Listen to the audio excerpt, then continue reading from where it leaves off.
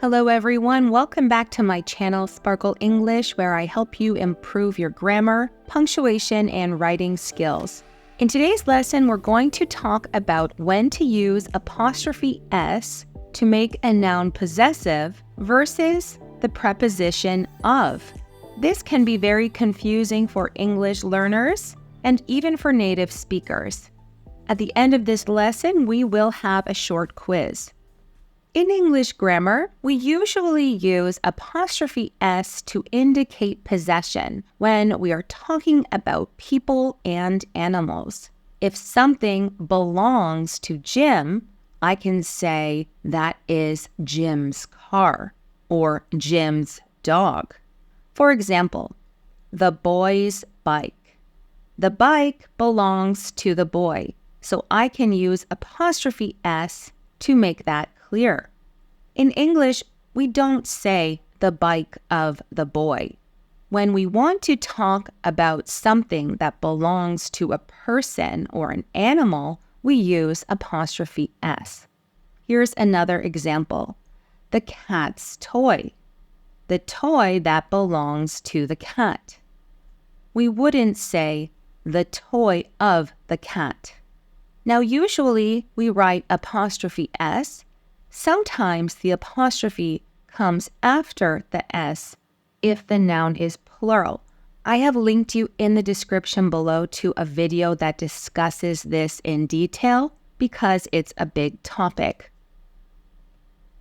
We can also use apostrophe S with time expressions to indicate a duration or a period associated with an action or event. For example, with singular time expressions, we add apostrophe S after the noun. For example, a day's work, 1 year's notice, a month's rent, this week's top hits, for example, on the radio, this week's best music. There's a popular song by the Beatles called A Hard Day's Night, with apostrophe S after day. Now, could you rephrase these and use of? For example, instead of a month's rent, could you say the rent of a month or a notice of 1 year? If you rephrase these with of, they are grammatically correct, although they may sound more formal and less natural than these forms with apostrophe S. Now, with plural time expressions, when the noun ends in S, we add the apostrophe after. So, 2 weeks vacation, 5 months salary, 3 hours drive. For example, my uncle's house is a 3 hours drive from my parents' house. Again, in the description below, I've linked you to my lesson on when we use apostrophe S versus S apostrophe. So we've discussed that we use apostrophe S with people, with animals, and with time expressions. But what about things? So when it comes to inanimate objects or things, the rules of possession change. For example, what do you call this? In English, we would call this the car door. It's not natural to say the car's door because a car is not a person or an animal, so we would not use apostrophe S. And the door of the car sounds quite formal and not natural. In English, we say the car door, and this is a compound noun. So again, avoid using apostrophe S with things and objects. And as we saw with the previous example, car door, which is a compound noun, compound nouns are a common way to express possession with objects. The two nouns are combined into one, where the first noun acts like an adjective describing the second noun. Let's look at some more examples of compound nouns. Now, all of these examples are open form compound nouns, which means we don't push the words together or add a hyphen. Stay tuned, as I will do a video on compound nouns because it's also a big topic. For example, book cover, window pane, door handle, bicycle wheel, room key, car engine, kitchen table. Rather than say the table of the kitchen, we would say the kitchen table. You can see in all of these examples, the first noun essentially describes the second noun. What type of table is it? It's a kitchen table or a dining room table. What type of wheel is it? It's a bicycle wheel or a car wheel. Now, could you use the preposition of? Can I say the cover of the book or the wheel of the bicycle? So let's talk about the difference between using a compound noun and the preposition of. First, we're going to compare these sentences. We finally decided on the color of the wall for our living room, a soothing shade of blue that complements the curtains. Okay, in the first example, we have used the preposition of. We finally decided on the color of the wall. Let's compare that with the use of a compound noun. When choosing wall color, it's important to consider the room's natural lighting and size. Both of these sentences are accurate and correct. But what's the difference? What's the difference between saying color of the wall and wall color? In the first example, color of the wall is used to specifically refer to the color chosen for a particular wall in the living room. And it emphasizes the importance of this specific wall and this specific color. In the second example, it's more general. Wall color is used in a more general way to refer to the concept of selecting a paint color for walls in any room. So in some instances, using of allows us to be more specific, and the compound noun is a bit more general. Let's look at some other examples that are similar to this one. The sound of the piano in the concert hall was mesmerizing. Piano sound can be soothing and is often used in relaxation music. So in this example, again, when we use the preposition of, the sound of the piano, it's more specific. We're focusing on the sound produced by a particular piano, this piano in the concert hall. And in the second example, with the compound noun, piano sound, it's more general. We're talking about piano sound in general, produced by pianos in music. We're not talking about a specific piano or a specific piano sound. Here's another example. The design of the dress she wore to the gala was unique and elegant. Dress design is a competitive field in the fashion industry. Once again, using the preposition of allows us to be more specific. We're focusing on the design of a specific dress. And with the compound noun dress design, we're referring to the field or to the concept of designing dresses. Now, there are other instances when we use of for possession.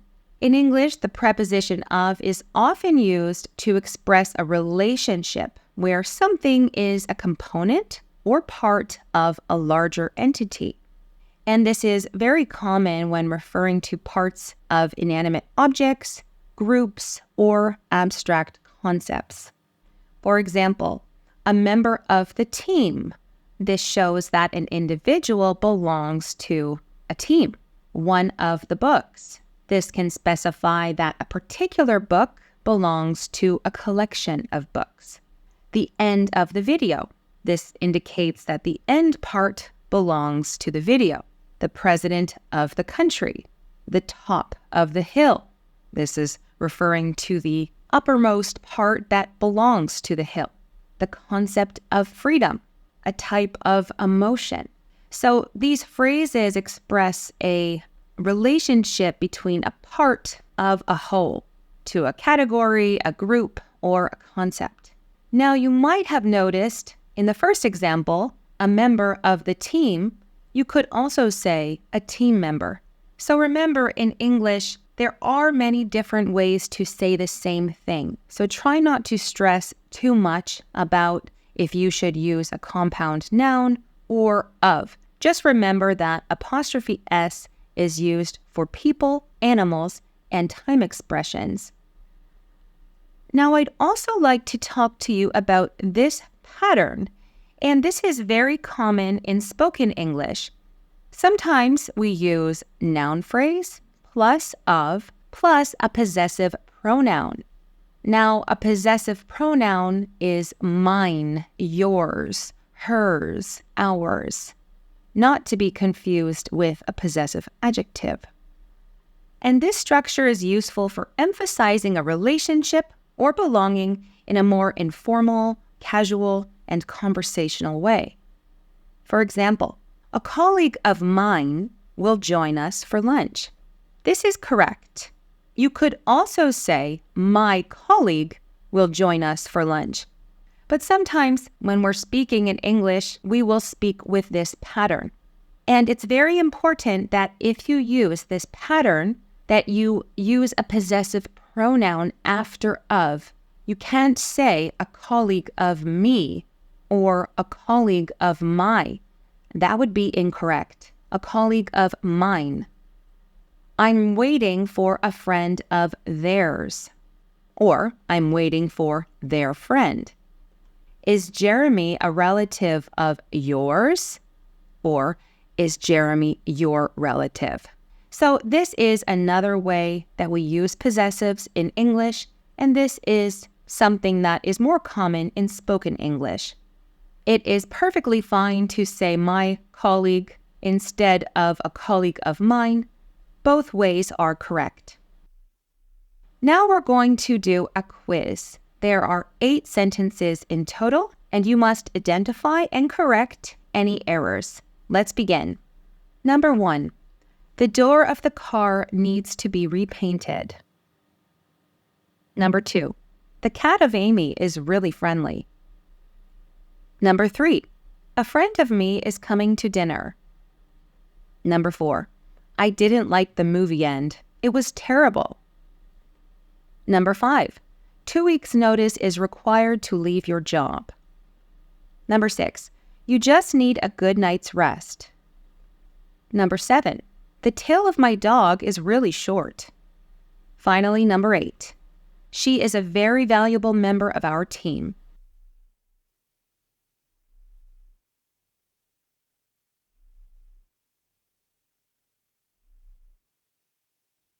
Okay, let's correct these together. So number 1 is grammatically correct, the door of the car. However, in everyday English, compound nouns are usually preferred, and it would be much more natural to say the car door. Now, number 2 would be incorrect. Even though it's grammatically correct, it's very unnatural. In English, we would use the possessive S. Amy's cat is really friendly. Now, number 3 is incorrect. We don't say a friend of me. We have to use the possessive pronoun mine. A friend of mine is coming to dinner. Or maybe you switched this and you wrote my friend is coming to dinner, which would also be correct. Now, number 4, I didn't like the movie end. This is very awkward. It sounds more natural to say, I didn't like the end of the movie. Movie end is not a common compound noun in English. It's more typical to say the end of the movie. Number 5 is correct. 2 weeks' notice. We have the apostrophe after the S because weeks is plural. Number 6 is also correct. This time we have the apostrophe before S because night is a singular noun, good night. Now, number 7, while grammatically is correct, it's not natural. Remember that we use apostrophe S for people and also for animals. So, my dog's tail is really short. That would be more natural and more common. And finally, number 8. This is correct. She is a very valuable member of our team. In this case, we're using of to show membership in a group. She is one of the members that belong to the team. Okay, so let me know in the comment section how many you got correct out of 8. And if you have any difficulties, you can also ask me as well. Make sure to check out my other lessons that are related to this video, including the correct usage of apostrophe S or S apostrophe. And stay tuned for future lessons just like this one. I'll see you next time.